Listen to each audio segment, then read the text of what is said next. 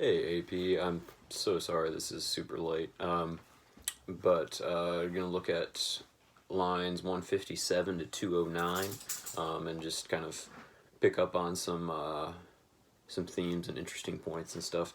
Um, just in case you're wondering how I'm kind of chunking these, I'm just kind of dividing them how they do on the AP website as far as different sections go and all that. So that's where I'm kind of getting these line numbers. So 157 to 209. This is where Aeneas and his crew finally reach land in northern Africa, and they are majorly relieved, I guess you could say, to finally make it there. So a couple things to note here, from line 159, I guess down to 169. It's about 10-11 lines. We have this kind of long description of a bay and an inlet, that a harbor where the Trojans find safety. And this is something called ekphrasis, which is a detailed and vivid description of a place or a work of art. Okay, so ekphrasis is the term for these 10, 11 lines. And we'll see this later on as well when Aeneas and Achates come into Carthage, and there's this kind of long description of some of the things that they see, the artwork from the Trojan War and all that sort of thing. Okay, so that's kind of the rhetorical thing that Virgil is employing here. Okay, and it's really I think powerful, um, and also it just kind of makes you think a little bit too. But I like the line 160 161 where it talks about every wave is broken from the deep, and every wave splits itself in into the gulfs or into the bays, having been led back. So it's this place of refuge that the Trojans have reached, rather than their ships getting split up. This is where the waves themselves are getting split up. So I think it's a really a beautiful, powerful picture.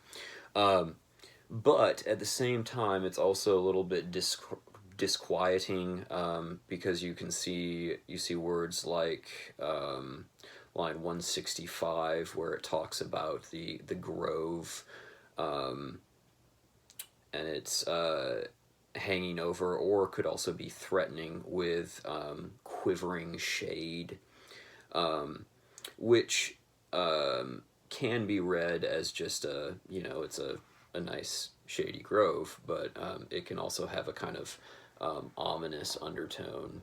So it's an interesting kind of setup that you have here.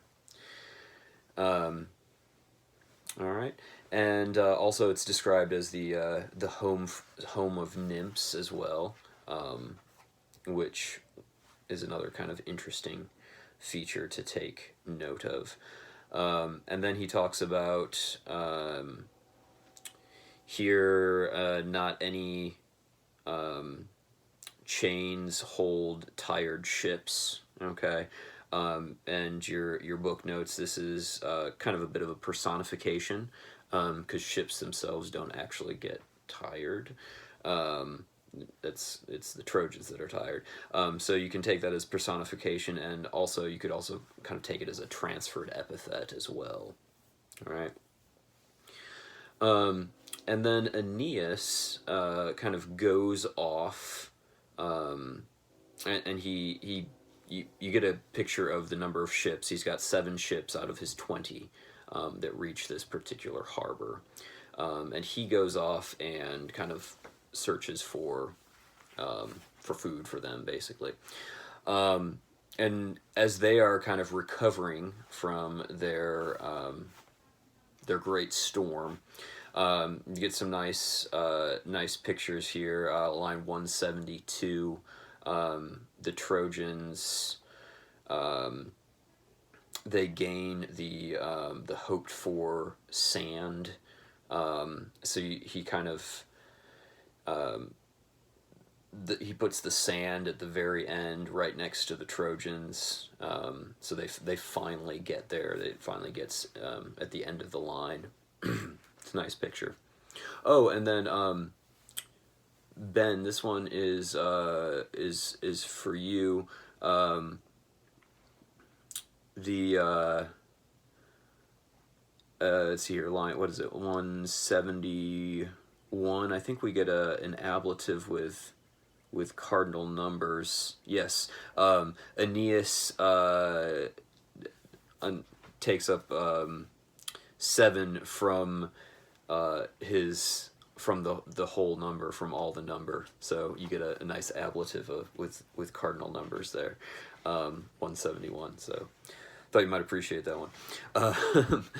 And then we've got Achates, who is kind of Aeneas's right-hand man, his right-hand lieutenant, I guess you could say. He starts a fire, always an important thing to do. You get some nice alliteration, the silici scintillam, just some great words there. And then you have Ceres, and you get some nice alliteration. Ceres, spoiled by the waves, and the arms of Ceres. Now Ceres, as you know, is the goddess of grain. Okay, and they're not actually, obviously, taking her out.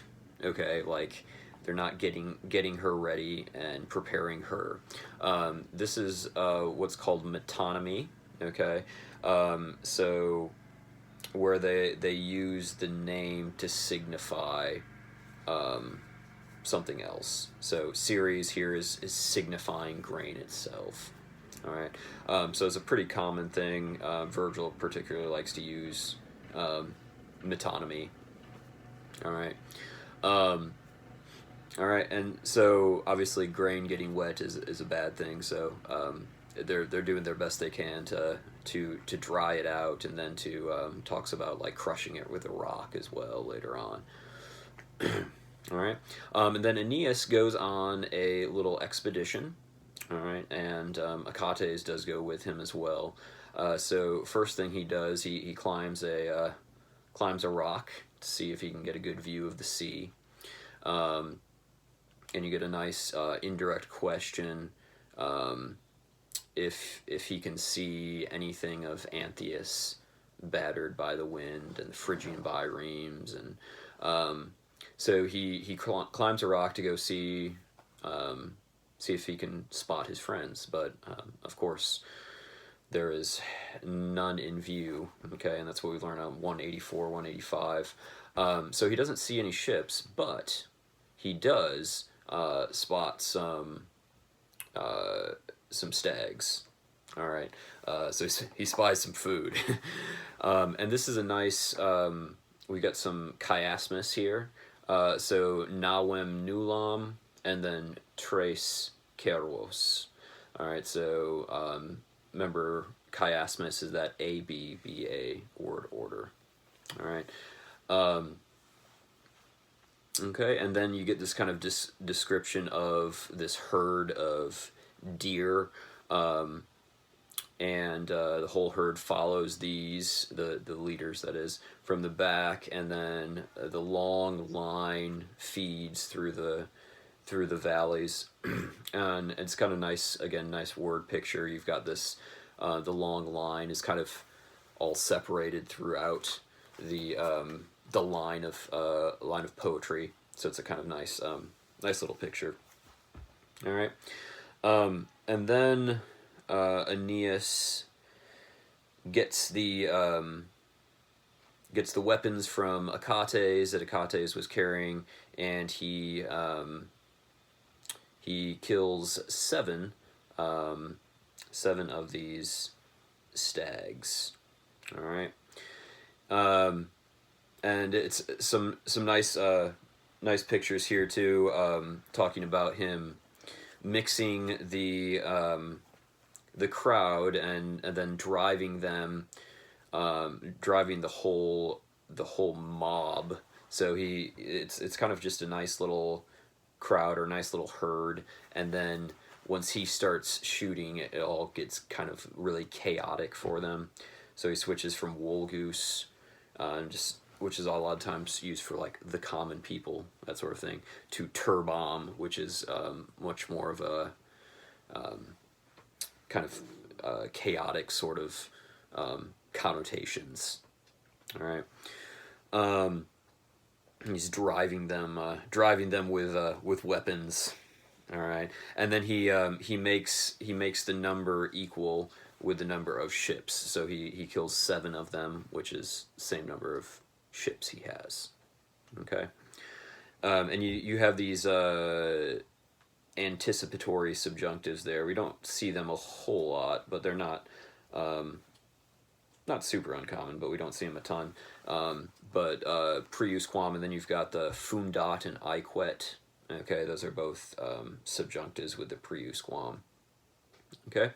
Oh, and then a nice one there, humi as well. Latin 2 is actually just learning about these, but this is a locative. So you've got cities, towns, and small islands that will have locatives for place where, and then humus, the word for ground, rus, the word for countryside, and then domus, the word for house. Okay, so all those have locatives as well, and humi would be the locative on the ground. All right. Okay, and then they come back and they divide up the meat. And then you've got the wine, talks about the wine from Acestes. And Acestes is a Trojan that is living on the island of Sicily. And he, in book 3, you'll learn a little bit more about him. He was the one that kind of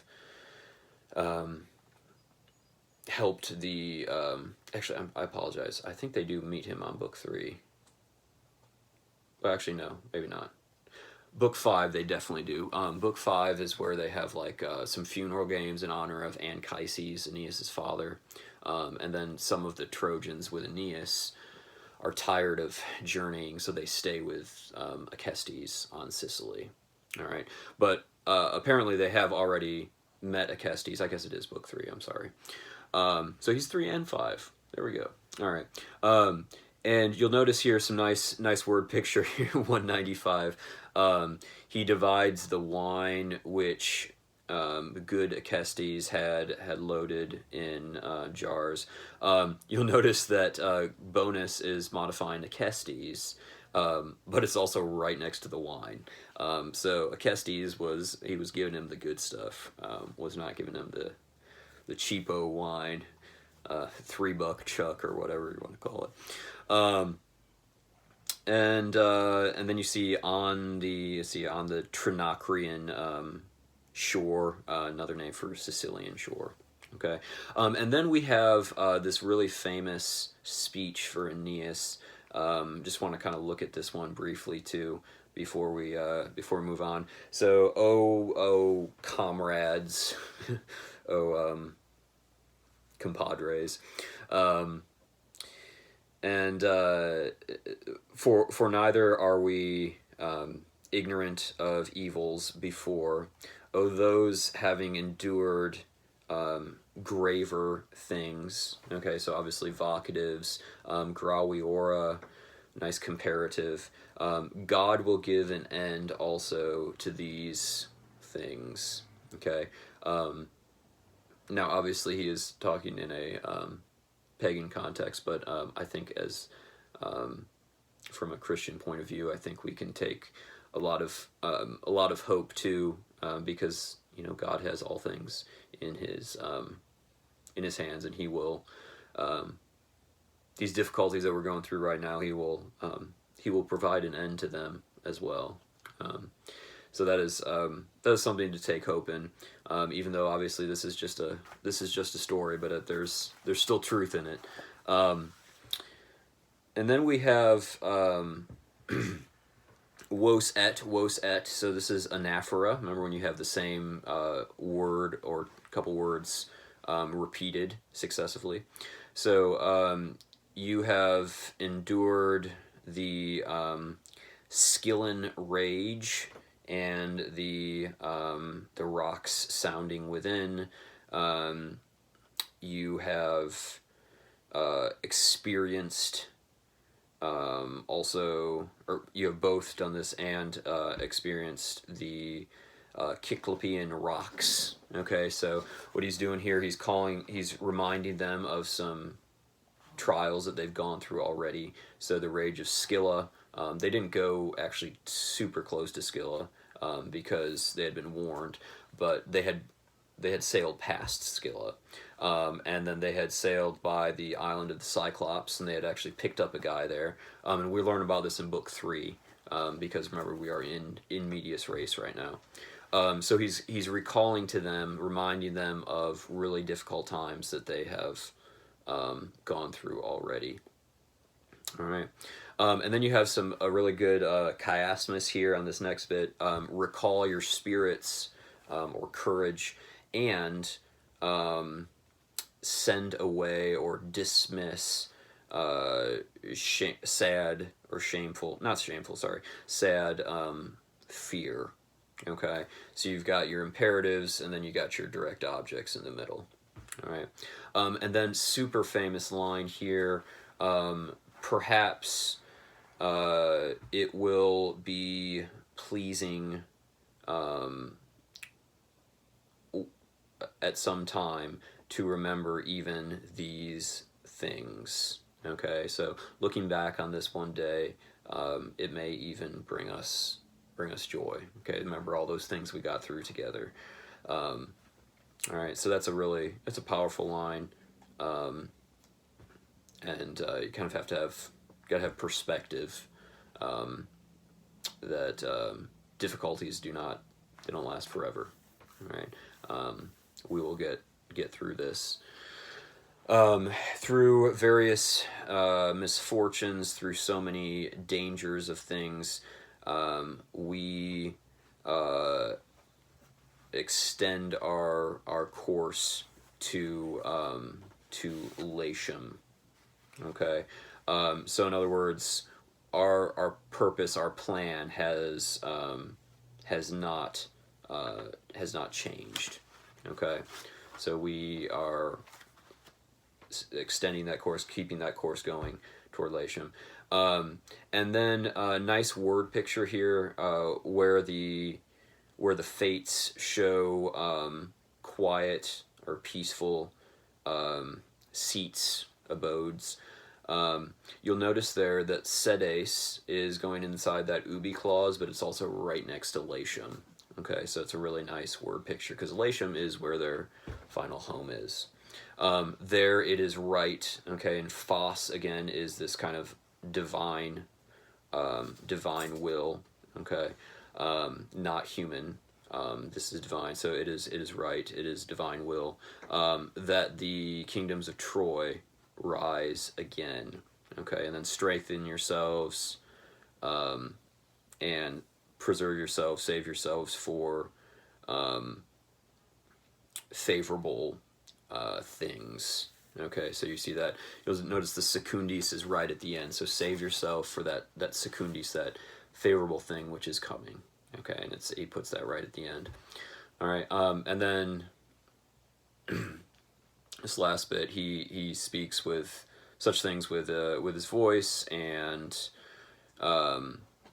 weary with huge cares, he feigns hope in his countenance, and he presses the deep grief in his heart. Okay, so once again, chiasmus, you've got your direct objects, and then you got your verbs in the middle. Okay, so sorry, I know I spent a little bit longer on that part and kind of translate it through, but I just think that speech is just a really good, really powerful speech. one to think about. It's got a lot of application, I think, for us as well. Okay, so I'll have those questions for you up on LMS. Once again, I'm very sorry that these are late. And if you can do those by today, that'd be great. But of course, if you need till tomorrow, because I know they're a little late, that's fine. For tomorrow, though, we will be looking at lines 418 to 440. So it's a bit of a smaller chunk of review.